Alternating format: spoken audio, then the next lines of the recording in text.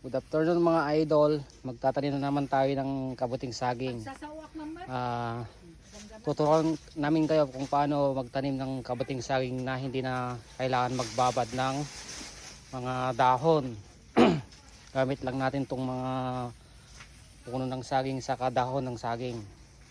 Yan. Saka ito pala maglalagay kami ng molasses sa pagsawsawan namin ng dahon. Ang silbi pala ng molasses guys ay pampataba ng mga gulay. Kaya gagamitin din namin sa kabuting saging. Yan.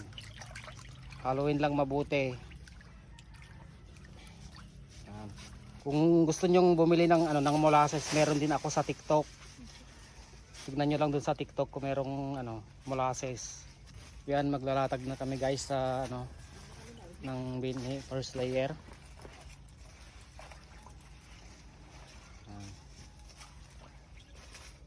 Ito pala guys, kukunin na namin tong tumubo dito, tapos saka namin itanim ulit dyan. Kunin na natin to. Pwede lang ihalo to sa adobo or mga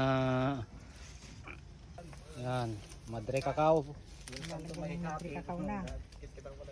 Katapos na maglagay ng madre cacao, itong sinawsaw natin, yun ang ilalagay natin dun guys. May halong molasses yung tubig. Ito. Yan, yung sinawsaw namin, i-alternate lang dyan sa bed. Alternate lang. Pagkatapos may ilagay yung dahon, maglagay ulit tayo ng binhi. Yan, maglagay tayo ng binhi para sa pangalawang layer. Yan. Madre cacao na naman guys para sa pangalawang layer. Tapos ito, maglalagay tayo ng katawan ng saging. Pero hindi muna tayo maglalagay ng binhi dyan guys. Ayan, pagkatapos ng malagyan ng katawan ng saging guys, ang susunod natin dyan, dahon. Ang trabaho lang ng katawan ng saging ay yung para magbigay ng moisture sa dahon natin, kasi hindi tayo nagbabad ng dahon. Sinawsaw lang natin sa tubig na may molasses. Yan. Makita nyo guys. Tapos ayan, maglagay ulit tayo ng binhi na naman guys. Pagkatapos yan, yung katawan ng saging, tapos dahon ulit. Ito pala yung mga paglalagyan namin guys ng kabuting saging pagtaniman. Itong mga to. Ayan.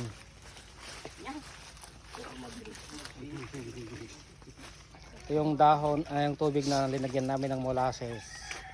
And then guys, ito, ang purpose na ito, siya lang yung magpapabigay ng moisture, kasi hindi natin nagbabad. Hindi na tayo nagbabad dyan. Pagkatapos, maglagay dahon ulit. Ganyan lang guys, paulit-ulit lang yan hanggang sa abutin ka kung saan yung gusto mong layer na gusto mong kataas. Pero ito kasi guys, kaya marami na kaming ginagawa ngayon kasi may mga babagsakan kami ng kabuting saging. Kung gusto nyong bumili guys ng molasses, meron dun sa TikTok ko, 200 plus lang yon. Nasa yellow basket sa TikTok ko. Alvin Bilguera yung pangalan ng TikTok ko guys. Saka guys, yung mga gustong umorder sa akin ng binhi ng kabuting saging, meron din ako sa TikTok ko. Ito. Available siya sa October 30. So yan guys, tapos na tong isang bed natin. Bali tatlong bed yung magagawa pala natin ngayon guys, kasi marami pa tayong mga substrate diyan.